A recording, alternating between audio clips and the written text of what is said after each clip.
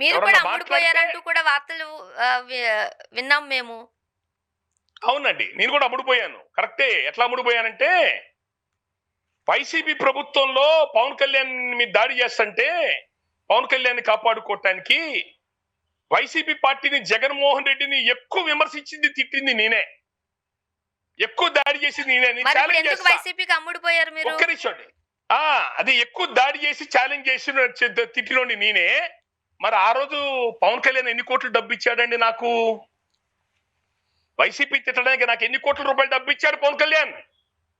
Janasena party వాళ్ళు, Telugu Desam party వాళ్ళు ఎన్ని కోట్లు ఇచ్చారు? ఏబిఎన్ ఛానల్, టీవీ5 ఛానల్స్ నా ఇంటికి వచ్చి వాయిస్ తీసుకునే కదా జగన్ మీద. వాళ్ళకి ధైర్యం సరిపోతే, టీడీపీ ధైర్యం సరిపోతే ఇష్యూస్ మీద నా దగ్గరికి వచ్చి వాయిస్ తీసుకునే వాళ్ళు కదా. టీడీపీ వాళ్ళు ఎన్ని కోట్లు ఇచ్చారు నాకు? మీరు అప్పుడు ఎన్ని కోట్లు ఇచ్చారో చెప్తే, ఇప్పుడు వాళ్ళు ఎన్ని కోట్లు ఇచ్చారో కూడా కనుక్కొని చెప్తా. నాకు తెలియదు ఆ డబ్బుల గురించి. మీ జనసేన పార్టీకి కులపరంగా పవన్ కళ్యాణ్ పిలిచి సహాయం చేయమని చెప్పి అడిగితే 6 ఏళ్ళు 7 ఏళ్ళు ఊరూరు తిరిగి జనసేన పార్టీకి అండగా ఉండి ఊడిగం చేసినందుకు నాకు ఇచ్చే బిరుదు వైసీపీకి అమ్ముడుపోయాడనా? మనుషులేనా మీరు? టీడీపీ పార్టీ, వైసీపీ పార్టీ, రెండు పార్టీలమ్మా. టీడీపీ పార్టీ, వైసీపీ పార్టీ, ఈ రెండు పార్టీలు బద్ద శత్రువు. నేను కమ్మారెడ్లకి 70 ఏళ్ళ నుంచి ఉన్న వీళ్ళ అధికారం కుంభస్థలం బద్దలు కొట్టి కాపులు పేద కులాల రాజ్యాధికారం అందాలని చెప్పని పోరాటం చేస్తున్న వ్యక్తిని ఆరో ప్రజారాజ్య పార్టీ నుంచి ఈరోజు జనసేన పార్టీకి అండగా నిలబడి, ఏ రోజు కూడా వైసీపీ గాని టీడీపీ గాని నన్ను రాజకీయంగా సిద్ధాంతపరంగా విభేదించారు తప్ప, నేను అమ్ముడుపోయానల్లా. దాసరాము అనేవాడు అమ్ముడుపోయాడల్లా ఎప్పుడు కూడా. నేను నమ్మిన పార్టీ, నేను ప్రేమించిన పార్టీ, నా పార్టీ అనుకున్న జనసేన పార్టీ నాయకులు, పవన్ కళ్యాణ్ తో సహా నాయకులు, ఆ పార్టీలో పనిచేసే క్యాడరు, ఆ పార్టీ కార్యకర్తలుగా చెప్పుకునే కాపులు నీచంగా దిగజారి దుర్మార్గంగా నన్ను వైసీపీకి అమ్ముడుపోయాడన్నారు. నీ దేనికి? మీ పార్టీ సరిగ్గా నడుపుకోమన్నందుక? మీ పార్టీని అధికారంలోకి వచ్చి 2 ఏళ్ళు కమిటీలు వేసుకోమన్నందుక? నామినేషన్ పోస్టులు 30% వస్తాయి, 3% 4% ఇచ్చారేంటయ్యా? మిగతా అడగండి అన్నందుక? గ్రామాల్లో జనసేన కేటర్ని ఇబ్బంది పెడుతున్నారయ్యా, పట్టించుకోండియా అన్నందుక? పార్టీలో బీసీ నాయకులు, ఎస్సీ నాయకులు, మైనారిటీ నాయకులు, మీద బలమైన నాయకులు పెట్టుకోమన్నందుక? చంద్రబాబు నాయుడు ఎప్పుడు అడగలేదు కదయా మనం ఎన్నాళ్ళు కలిసి ప్రయాణం చేయాలో. నువ్వు నాతో పాటు కలిసి ప్రయాణం చేయని వాడు అడగలేదు కదా. నువ్వెందుకు 15 ఏళ్ళు వాడితో పోతాను, 15 ఏళ్ళు ఊడికం చేస్తానని నువ్వెందుకు అంటున్నావు? అట్లా అనబాకయ్యా నువ్వు. నీ పార్టీ బలోపేతం చేసుకో, పార్టీ నిలబెట్టుకో. నీ పార్టీ సంబంధించిన కార్యకర్తలు బందర్లో ఇల్లు పగలగొట్టారు, కొన్ని ఊర్లలో మనుషులు కొడుతున్నారు, ఇబ్బందులు పెడుతున్నారు, చూసుకోయా. మార్కెట్ యార్డ్ చైర్మన్లు హనుమాన్ జంక్షన్ లో ఇచ్చిన మార్కెట్ యార్డ్ చైర్మన్ ఇచ్చిన చైర్మన్ రద్దు చేయించాడు ఎమ్మెల్యే, జనసేనకి ఇచ్చింది. ఆలగడ్డలో భూమానాగిరెడ్డి జనసేనకి మార్కెట్ యార్డ్ చైర్మన్ ఇస్తే భూమానాగిరెడ్డి కూతురు నువ్వు ఎలా ప్రమాణ స్వీకారం చేస్తావు చూస్తానని చెప్పి ఆపింది. శ్రీకాళహస్తి గుడి చైర్మన్ గా ప్రమాణ స్వీకారం చేయకుండా 4 నెలలు 5 నెలలు అడ్డం పడ్డారు టీడీపీ పార్టీ ఎమ్మెల్యే అందరూ కలిసి. ఇవన్నీ సరి చేసుకోండాయా, పార్టీ గట్టిగా నడుపుకోండాయా బాబు అని చెప్పని అన్నందుకు నా నోరు మూయించడానికి పవన్ కళ్యాణ్ తో సహా అమ్ముడు పోయారు. కాపు పెద్దలు నన్ను తిడుతున్నారు. అంటే పార్టీ బలోపేతం చేసుకోమంటే అమ్ముడు పోయినట్ట, మిమ్మల్ని మాట్లాడారు. ఇంతకు ముందు మీరు అన్న మాటలు బట్టి మనం చూస్తే 2024 ఎన్నికల్లో కాపులు ఎప్పుడు యాచించే స్థితిలోనే ఉంటారా, శాసించే స్థితికి రారా? కాపులందరూ కూడా మీకు ఎలానూ రాష్ట్రం అంటే ప్రేమ లేదు, ఇంకోటి ఏదో లేదు, అట్లీస్ట్ కులాన్ని చూసైనా ఓట్లేయండి అని అడిగిన పవన్ కళ్యాణ్ గారికి ఇంత పెద్ద మెజారిటీ వచ్చి కూటమి ప్రభుత్వంలో ఈరోజు డిప్యూటీ సీఎం పదవి వచ్చింది. ఇప్పుడు కూటమిలో భాగంగా పవన్ కళ్యాణ్ గారు ఉన్నారు అని అంటే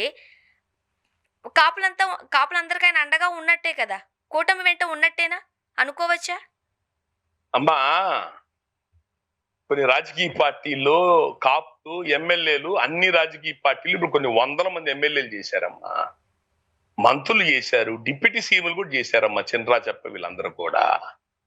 మేము అడుగుతుంది పదవులు కాదమ్మా, ఈ కులంలో ఉన్న పేదవాళ్ళకి న్యాయం కోరుకుంటున్నాం. మేము అడుగుతుంది అది. ఈ కులంలో ఉన్న పేదవాళ్ళకి న్యాయం చేయమంటున్నాం. పేదవాళ్ళకి న్యాయం చేయమంటే ఏంటి? మీరు ఇచ్చిన పథకాలే, మీరు చెప్పిన పథకాలే ఎంతో కొంత 6,000 కోట్లు కాదు 600 కోట్లు, లేకపోతే 60 కోట్లన్నా పడేంట్రా బాబు, ముష్టి పడేంట్రా బాబు అని చెప్పి బతిలాడుతున్నావు. కులంలో పేదవాళ్ళు ఉన్నారు కాబట్టి మీరు రాజకీయం మేము చేయాలంటే చెయ్యొచ్చు, మీరు రాజకీయం చేయట్లా. అడుగుతున్నాం అమ్మా.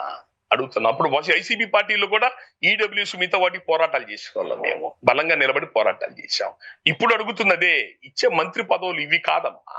సార్ వాళ్ళ సంక్షేమం కోసం ఏమి చేశామన్నది ముఖ్యం. అవి చిత్తశుద్ధిగా చెయ్యమని అడుగుతున్నాం. పేద కులాలకి రాజ్యాధికారం ముఖ్యం, ఈ చిన్న చిన్న పదవులు కాదమ్మా. ఏం పవన్ కళ్యాణ్ గారికి ఓట్లేసింది పేద కులాలకి రాజ్యాధికారం అందాలని చెప్పని. ఇప్పుడు కేసీఆర్ అనేక పార్టీలతో పొత్తులు పెట్టుకునే ఈరోజు బలపడి ఒక ప్రభుత్వం ఏర్పడ్డాడు. అట్లాగే ఆయన కూడా పవన్ కళ్యాణ్ గారు కూడా పొత్తులు పెట్టుకుని ముందుకు వెళ్ళొచ్చు. కానీ విధానం ఉండాలి కదమ్మా. తన కార్యకర్తలు ఎట్లా ఉన్నారు చూసుకోవాలి కదా. ఇప్పుడు 2 సంవత్సరాల తర్వాత టీడీపీ పార్టీ 6 నెలల కింద కమిటీలు వేసేసిందమ్మా. ఆయన ఇప్పుడు వేసుకుంటున్నాడు. తన పార్టీని జాగ్రత్త చూసుకోవాలి. పార్టీ పనిచేశాం కాబట్టి అడుగుతున్నాం. మేము అడుగుతుంది ఈ ఎమ్మెల్యేలు మంత్రులు ఎప్పుడు ఉంటానే ఉన్నారమ్మా. అన్ని ప్రభుత్వాల్లో ఉన్నారు కాపులు. మేము కోరుకుంటుంది పేద కులాల రాజ్యాధికారం. అది ఒక పార్టీలతో పొత్తులో ఉంటూనే మీ పార్టీని బలోపేతం చేసుకుంటూ, నీ క్యాడర్ను బలోపేతం చేసుకుంటూ, రేపు ఎప్పుడన్నా తేడా పడితే మీరు సొంతంగా 175 నియోజకవర్గాల్లో పోటీ ఎక్కడన్నా పొరపాటు జరిగితే, పొత్తులు ఎక్కడన్నా పొరపాటు జరిగిందమ్మా, 175 నియోజకవర్గాల్లో ఛాలెంజ్ చేస్తూ పోటీ చేసేటట్టుగా మీరు నిర్మాణం చేసుకుని బలపడాలి. ఛాలెంజ్ చేస్తూ 171 స్థానాలు ఏదో మీరు చెప్తున్నారు. రాబోయేవి స్థానిక సంస్థల ఎన్నికలు. లాస్ట్ టైం అసెంబ్లీ ఎన్నికల్లోనూ 40 సీట్లు అని అన్నారు. అవి కాస్త బేరసారాలు పోయి 21కి పరిమితమైంది. అందులో 10 సీట్లు టీడీపీ నుంచి వచ్చిన వాళ్లే చూశారు.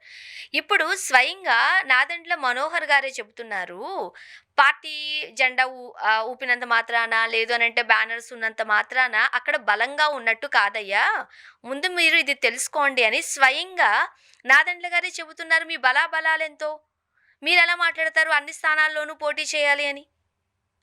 సరే, ఇప్పుడు మీరు అడిగిన ప్రశ్నకి నేను అడుగుతాను, సమాధానం చెప్పండి.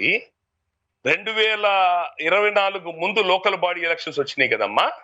సార్, ఆ ఎలక్షన్స్ లో తెలుగుదేశం పార్టీ పోటీ చేసిందా? అప్పటి పరిస్థితులు తెలుసు అందరికి. మళ్ళీ ఎన్ని చెప్పొద్దు ఊరికినే. అధికారం వచ్చిందాక సొల్లు మాటలు చెప్పద్దు ఎవడు. అధికారం వచ్చిందాక నువ్వేంద్రా, ఆడోళ్ళు కూడా పోటీ చేస్తారు, మనమేంది, ఎవడేం చేస్తాడు, 0.5 కూడా పోటీ చేస్తారు అధికారం వచ్చాక. నేను అడుగుతున్నా, జగన్మోహన్ రెడ్డి ప్రభుత్వంలో జరిగిన లోకల్ బాడీ ఎలక్షన్స్ లో టీడీపీ పార్టీ పోటీ చేసిందా, పారిపోయిందా? టీడీపీ పార్టీ పారిపోతే జనసేన పార్టీ నిలబడి కలబడింది. అన్ని ఊర్లు తిరిగా లోకల్ బాడీ ఎలక్షన్స్ కోసం. నేను గెలుపోవటం పక్కన పెట్టండి, ముందు మేము నామినేషన్ చేసి పోటీ చేశాం. అంటే మా అప్పుడు మేము బలంగా ఉన్నట్ట, టీడీపీ బలంగా ఉన్నట్ట? నాదెండ్ల మనోహర్ ఆ మాట అనొచ్చా? తన పార్టీ పిఎస్సి చైర్మన్ గా ఉండి 12 సంవత్సరాల తర్వాత ఆ మాట అంటాం అతనికి సిగ్గు కదూ? అతనికి సిగ్గు కదా మాట? పార్టీ బలోపేతం ఉందని అన్నాడంటే అది అతను అవమానపరుచుకున్నట్టు కదా. అది బ్యానర్లు కట్టుకుంటే, కార్లు వేసుకుని తిరిగితే పార్టీ బలోపేతం ఉన్నట్ట అని చెప్పని. అసలు ఏం కూతలమ్మవి? పార్టీని ఎంత డీగ్రేడ్ చేస్తున్నట్టు, డిమారలైజ్ చేస్తున్నట్టు, పార్టీ క్యాడర్ని బలహీనపరచడం మాటలమ్మా. నాకు ఆశ్చర్యకరమైన విషయం ఏంటంటే, నాదెండ్ల మనోహర్ ఆ మాట అన్న తర్వాత రాష్ట్రం మొత్తం ఆయన మీద దాడి చేసిందమ్మా. ఏం మాట్లాడుతున్నావయ్యా నువ్వు? అనుకున్న ప్రకారం 30% ఇవ్వాలా అంటే దాని లోకేష్ గారు మళ్ళీ 15% దించారులే. మా 30% 15% చేశాడు. బీజేపీ 10% మమ్మల్ని 5% చేశాడు. ఎవరిని అడగకుండా తనే ఏకగ్రీవం స్టేట్మెంట్ ఇచ్చాడు. దాని ఇది ఏ రకమైన లోపాయకార ఒప్పందం అనాలా? కాబట్టే కదా సార్ ఏం మాట్లాడట్లేదు. పవన్ కళ్యాణ్ గారు ఒక్కళ్ళు ఎట్ అవుతారమ్మా? నువ్వు పెద్ద మనిషి ఒప్పందం చెప్పావు కదా 30% అని చెప్పని. లోకల్ బాడీ ఎలక్షన్స్ నామినేషన్ పోస్టులు 30% అని ఆయన నోటితో చెప్పాడు కదమ్మా. మళ్ళీ మాట మారుస్తే ఎట్లా? ప్రతిరోజు మాట మారుస్తామా? ఎవరు అడుగుతారమ్మా? పార్టీ క్యాడర్ అడగాల. పార్టీ క్యాడర్ ఎవడన్నా పార్టీ క్యాడర్ అధిష్టానాన్ని గొడవ పెట్టుకుంటారమ్మా? ఇప్పుడు నేను మాట్లాడినందుకు నన్ను తీసుకెళ్ళి అమ్మేశారు కదమ్మా వైసీపీ తీసుకెళ్లి. ఏమి కులానికి కులపరంగా పనిచేసి ఆ పార్టీ ఊడిగం చేసిన అడిగినందుకు నన్ను వైసీపీకి తీసుకెళ్లి అమ్మారు. నా కళ్ళ నుంచి నెత్తురు వచ్చిందమ్మా ఆ మాటలు వింటే. ఇలాంటి జాతికైనా, ఇలాంటి నీచమైన జాతికి, ఇలాంటి దుర్మార్గులు ఉన్న పార్టీకైనా నేను పనిచేసిందని మనసు బాధేసిందమ్మా.